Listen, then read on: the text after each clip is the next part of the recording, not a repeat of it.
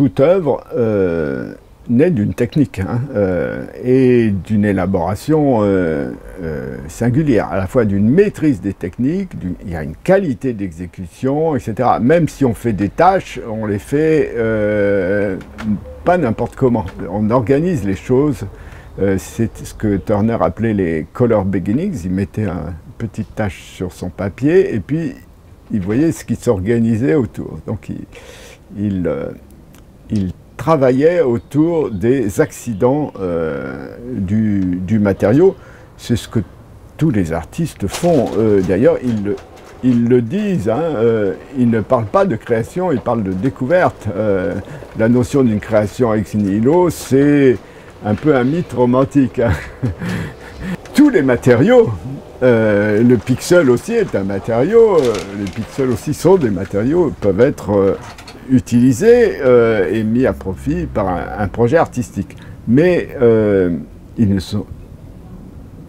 ce n'est pas parce qu'on utilise une nouvelle matière artistique que l'art a changé de principe.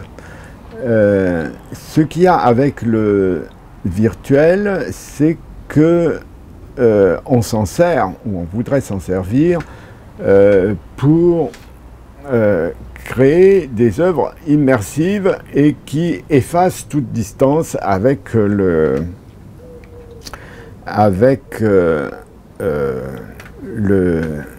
spectateur ou le...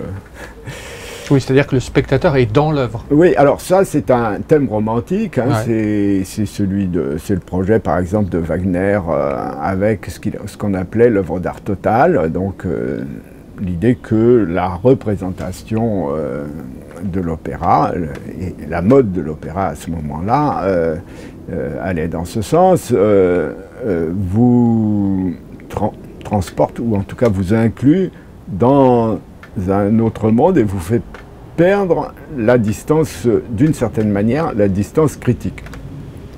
C'est-à-dire que c'est des œuvres qui s'adressent plus au sens qu'à la raison. Est-ce qu'on ferait cette opposition ou pas? Alors, bon, on peut dire ça, mais la question est celle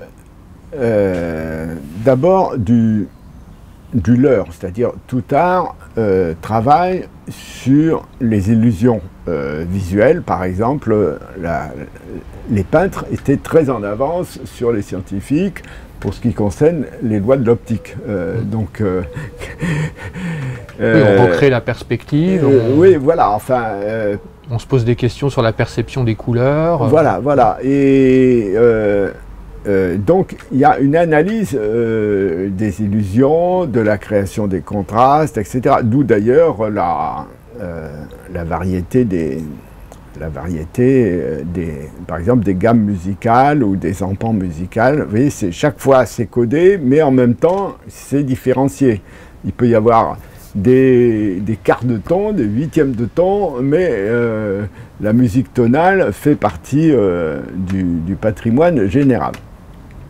Bon, ça n'empêche pas qu'on puisse faire aussi de la musique atonale, bien entendu, mais la stylisation consiste aussi et d'abord à éliminer beaucoup de choses de façon à créer des contrastes et par ces contrastes une lisibilité.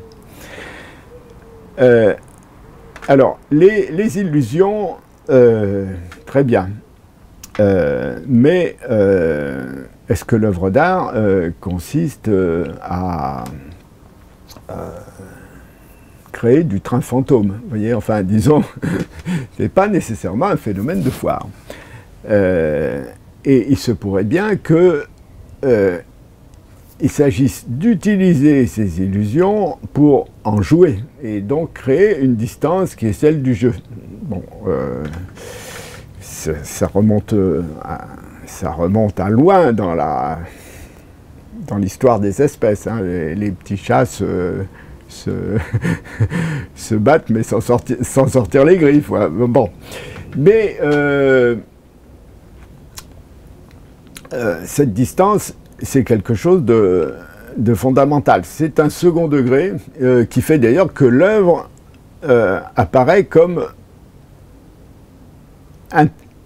souvent comme étrangère à ce monde, enfin, ou en tout cas médiatrice entre un monde et un autre, a une légère exterritorialité. Pourquoi? Parce que c'est dans cette œuvre, par exemple dans la représentation dramaturgique, que l'on éprouve des sentiments inconnus jusqu'à présent, qu'on ne connaissait, qu'on n'avait pas expérimenté. C'est-à-dire l'œuvre ne manipule pas seulement les émotions de base, elle crée des sentiments, et des sentiments qu'on n'éprouve que là. C'est ce que disait un traité indien de dramaturgie du IIe siècle après Jésus-Christ, et ça me paraît tout à fait une conclusion remarquable. D'où d'ailleurs l'éducation, le rôle de l'éducation artistique, de l'imprégnation artistique, pour augmenter à la fois la richesse critique de la perception, mais aussi l'empan de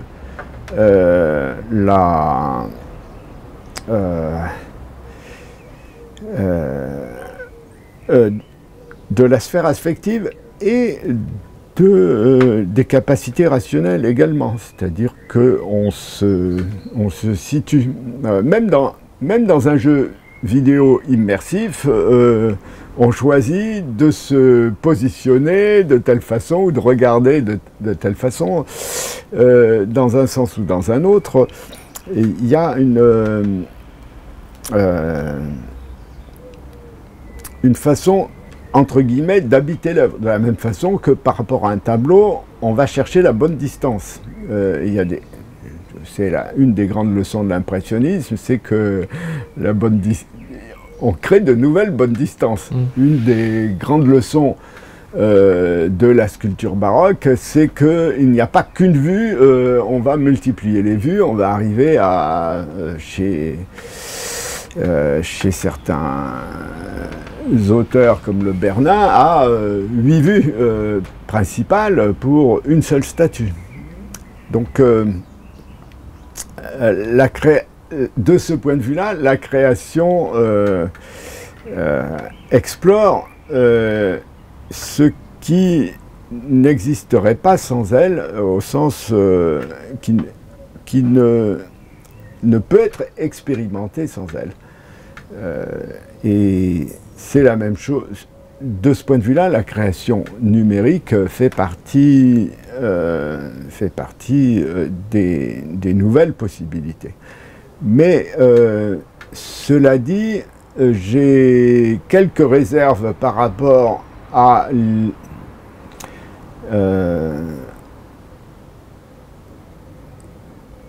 disons une conception simplement documentaire de l'œuvre.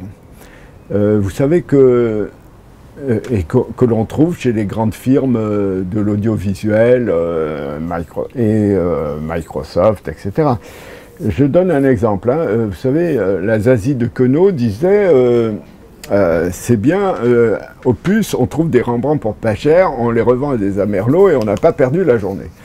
Et alors, il se trouve que les Amerlots de Microsoft ont scanné 346 toiles attribuées à Rembrandt, et puis ils ont entraîné un système d'apprentissage des régularités qui a donné ce verdict. Le Rembrandt type, c'est un homme d'âge mûr avec barbiche et moustache, une collerette blanche, un habit noir, un large chapeau et qui regarde à droite.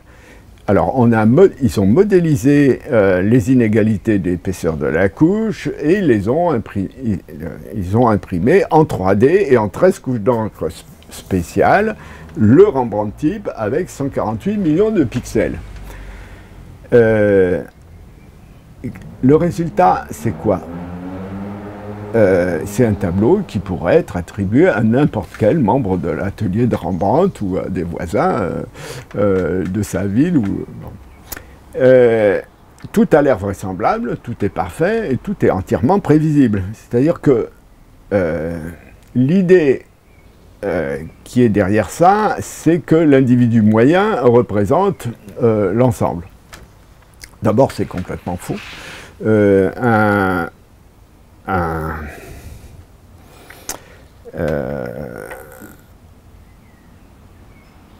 scientifique américain, au début des années 50, avait fait une statistique sur les mensurations de 1400 femmes pour trouver la femme moyenne. Et ensuite, on a cherché dans cet échantillon combien de femmes correspondaient à la femme moyenne. 40, à peu près. C'est-à-dire que, vu les diversités interindividuelles et aussi les diversités entre les œuvres, la moyenne, c'est 1%. C'est-à-dire, ça ne veut rien dire. Ça ne veut tout simplement rien dire. C'est-à-dire que l'œuvre n'est... Si on fait un Rembrandt comme ça, on fait du rembrandtisme, et le rôle de Rembrandt, c'est précisément d'avoir fait autre chose que du rembrandtisme. Et, bien entendu, il a fait école, mais Caravage a créé le caravagisme, mais à chaque tableau, il y a du nouveau. Alors que chez les caravagistes, ce n'est pas toujours le cas. Hein. Et un critique d'art, donc le rédacteur en chef de la revue Beaux-Arts, a fait un éditorial en disant « C'est bluffant, un critique d'art britannique a déclaré que c'était idiot et qu'aucune machine n'égalera le génie de Rembrandt. C'est de moins en moins sûr, et cela pourrait même bouleverser l'histoire de l'art. » Si on prend le célèbre portrait d'Oppian Kupit, qui est... certains ont parlé d'elle comme de la Joconde du Nord, bon, ce nom a été donné à d'autres tableaux, ça ne correspond...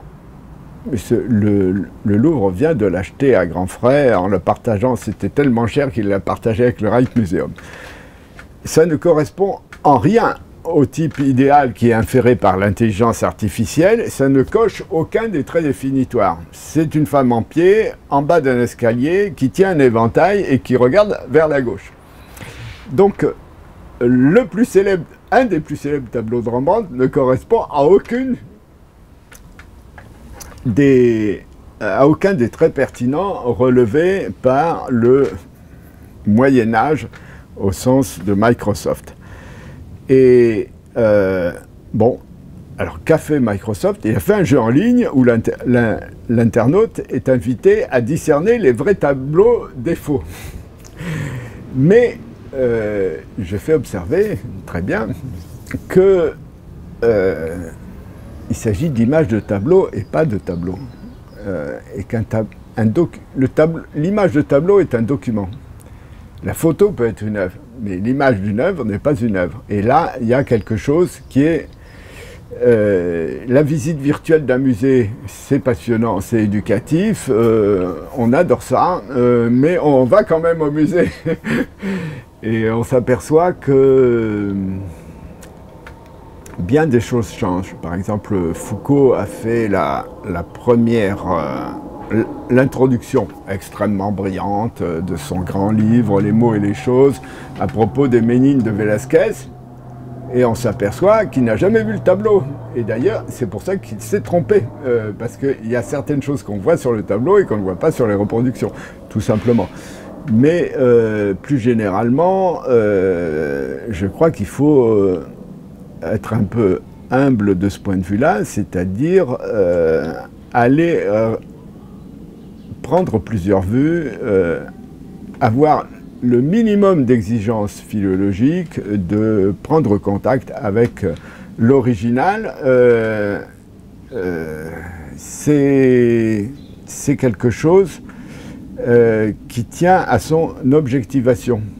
Pourquoi est-ce qu'on a du mal à lire de la littérature sur PDF? On peut prendre connaissance d'un document, mais c'est pas la même lecture. Ça va 20% plus vite